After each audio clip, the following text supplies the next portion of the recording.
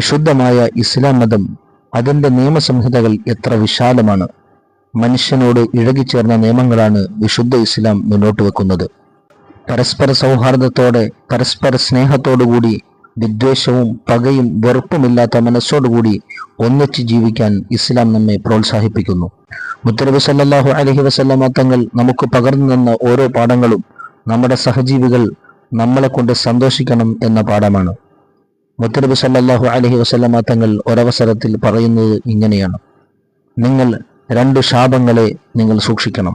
ഏതാണ് ആ 2 ശാപങ്ങൾ? ഒന്ന്, ജനങ്ങൾ നിത്യമായി നടന്നു പോകുന്ന വഴിയിൽ അവർക്ക് പ്രയാസമുള്ള ഒന്നും ഉണ്ടാകാൻ പാടില്ല. രണ്ടാമത്തേത്, ജനങ്ങൾ അവർക്ക് തണൽ കൊള്ളാൻ വേണ്ടി വന്നിരിക്കുന്ന വഴികളിൽ നിങ്ങൾ അവർക്ക് പ്രയാസമുള്ള ഒന്നും ഉണ്ടാക്കാൻ പാടില്ല. ജനങ്ങളോട് പ്രയാസമുള്ള, അവർക്ക് ബുദ്ധിമുട്ടാകുന്ന ഒരു പ്രവർത്തനങ്ങളും ഒരു മുഅ്മിനായ വ്യക്തിയിൽ നിന്ന് ഉണ്ടാകാൻ പാടില്ല എന്ന് മുത്തനബി സല്ലല്ലാഹു അലൈഹി വസല്ലം തങ്ങൾ ഓർമ്മപ്പെടുത്തുന്നുണ്ട്. വഴിവക്കിൽ നാം പലപ്പോഴും പല ബോർഡുകൾ കണ്ടിട്ടുണ്ടാകും.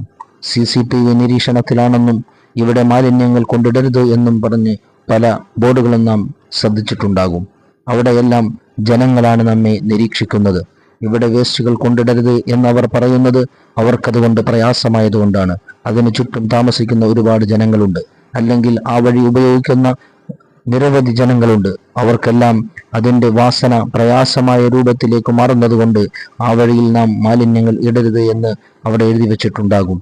ഹബീബായ റസൂലുള്ളാഹി സ്വല്ലല്ലാഹു അലൈഹി വസല്ലം തങ്ങൾ കാലങ്ങൾക്ക് മുമ്പേ നമ്മോട് പറഞ്ഞു വെച്ചത്, ജനങ്ങൾ സഞ്ചരിക്കുന്ന വഴിയിൽ അവർക്ക് പ്രയാസമാകുന്ന ഒരു കാര്യം പോലും നാം ചെയ്യാൻ പാടില്ല. അവർ തണൽ കൊള്ളാൻ വേണ്ടി വന്നിരിക്കുന്ന വഴിവക്കുകളിൽ പോലും അവിടെ മലമൂത്ര വിസർജനം നടത്താനോ മാലിന്യങ്ങൾ നിക്ഷേപിക്കാനോ പാടില്ല എന്ന് കാരുണ്യത്തിന്റെ കേദാരമായ ഹബീബ് മുഹമ്മദ് റസൂലുള്ളാഹി സ്വല്ലല്ലാഹു അലൈഹി വസല്ലം തങ്ങൾ നമ്മെ പഠിപ്പിക്കുന്നുണ്ട്. കേവലം ജനങ്ങൾ ശ്രദ്ധിക്കുന്നു എന്ന ഒരു ബോർഡ് കാണുമ്പോൾ നാം നമ്മുടെ മാലിന്യങ്ങൾ അവിടെ നിക്ഷേപിക്കുന്നില്ലെങ്കിൽ അള്ളാഹു നമ്മെ സദാ നിരീക്ഷിക്കുന്നുണ്ട് എന്ന മുത്തനബി സല്ലല്ലാഹു അലൈഹി വസല്ലം തങ്ങളുടെ വാക്ക് നമ്മെ ഏറെ ചിന്തിപ്പിക്കേണ്ടതും അതനുസരിച്ച് നാം പ്രവർത്തിക്കേണ്ടതുമാണ്. ഒരവസരത്തിൽ ഹബീബായ മുഹമ്മദ് റസൂലുള്ളാഹി സ്വല്ലല്ലാഹു അലൈഹി വസല്ലം തങ്ങളോട് ഒരു വ്യക്തി വന്ന് ചോദിക്കുന്നുണ്ട്, അയ്യുൽ ഇസ്ലാമി ഖൈർ യാ റസൂലല്ലാഹ്, നബിയെ, ഇസ്ലാമിൽ ഏറ്റവും ഖൈറായ പ്രവർത്തനം എന്താണ് എന്ന് ഒരവസരത്തിൽ തങ്ങളോട് ചോദിച്ചപ്പോൾ തങ്ങളുടെ മറുപടി ഭക്ഷണം ഭക്ഷിപ്പിക്കുക എന്നുള്ളതാണ്. രണ്ടാമത് പറഞ്ഞത് അയാദത്തുൽ മരീദ്, രോഗി സന്ദർശനം നടത്തുക. മൂന്നാമത് പറഞ്ഞത് ജനങ്ങൾക്ക് പ്രയാസമാകാത്ത രീതിയിൽ വഴികൾ, ജനങ്ങൾ സാധാ സഞ്ചരിക്കുന്ന വഴികളിൽ നിന്ന് അവരുടെ പ്രയാസങ്ങൾ നീക്കിക്കൊടുക്കുക. ഇസ്ലാമിലെ ഖൈറായ കാര്യങ്ങൾ വിശദീകരിക്കുന്ന കൂട്ടത്തിൽ മുത്തനബി സല്ലല്ലാഹു അലൈഹി വസല്ലം തങ്ങൾ ഓർമ്മപ്പെടുത്തിയതാണ്, നാം കാരണം നമുക്ക് ചുറ്റുമുള്ള ഒരാളും പ്രയാസപ്പെടുന്നില്ല എന്ന് നാം ഉറപ്പുവരുത്തണം. അൽ മുസ്ലിമു മൻ സലിമൽ മുസ്ലിമൂന മിൻ ലിസാനിഹി വയദിഹി. ഹബീബായ റസൂലുള്ളാഹി സ്വല്ലല്ലാഹു അലൈഹി വസല്ലം തങ്ങൾ നമ്മെ പഠിപ്പിച്ച മുഅ്മിൻ, മുസ്ലിം എന്നതിൻ്റെ ഉള്ളിൽ നാം പെടണമെങ്കിൽ നമ്മുടെ കൈകൊണ്ടോ നമ്മുടെ നാവ് കൊണ്ടോ നമ്മുടെ ചുറ്റുമുള്ള ഒരാളും പ്രയാസപ്പെടുന്നില്ല എന്ന് നാം ഉറപ്പുവരുത്തിയിരിക്കണം.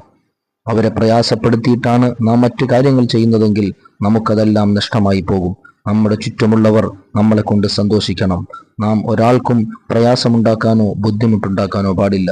ജനങ്ങൾ നടന്നു പോകുന്ന വഴിയിൽ ആര് കണ്ടാലും ഇല്ലെങ്കിലും നമ്മുടെ വീട്ടിലുള്ള മാലിന്യങ്ങൾ, വേസ്റ്റുകൾ നാം അവിടെ കൊണ്ട് പുറന്തള്ളാൻ പാടില്ല. വിശിഷ്യ പല വീടുകളിലും അവിടെയുള്ള വേസ്റ്റ് വെള്ളങ്ങൾ പോലും അടുത്തുള്ള വീട്ടിലേക്ക് ഒഴുക്കി വിട്ടുകൊണ്ട് പ്രയാസപ്പെടുത്തുന്നവരുണ്ട്.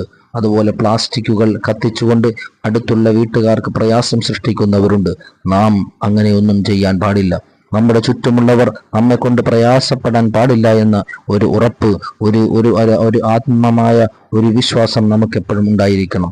നാം ഒരാളെയും പ്രയാസപ്പെടുത്തിയുള്ള ജീവിതം നമുക്ക് ഗുണകരമല്ല. അല്ലെങ്കിലും ഈ ഹ്രസ്വമായ ജീവിതത്തിൽ നമ്മുടെ ചുറ്റുമുള്ളവരെ വേദനിപ്പിച്ചിട്ട് എങ്ങനെയാണ് നമുക്ക് മനസ്സമാധാനത്തോടെ ജീവിക്കാൻ കഴിയുക? നമ്മുടെ ചുറ്റുമുള്ളവരെല്ലാം സന്തോഷത്തോടെ ജീവിക്കട്ടെ. നമുക്കും ആ സന്തോഷത്തിൽ പങ്കുചേരാം. അള്ളാഹു നമ്മെ ഇരുലോകത്തും വിജയിക്കുന്ന നല്ല മുത്തഖീങ്ങളിൽ അള്ളാഹു നമ്മെ ഉൾപ്പെടുത്തി അനുഗ്രഹിക്കട്ടെ.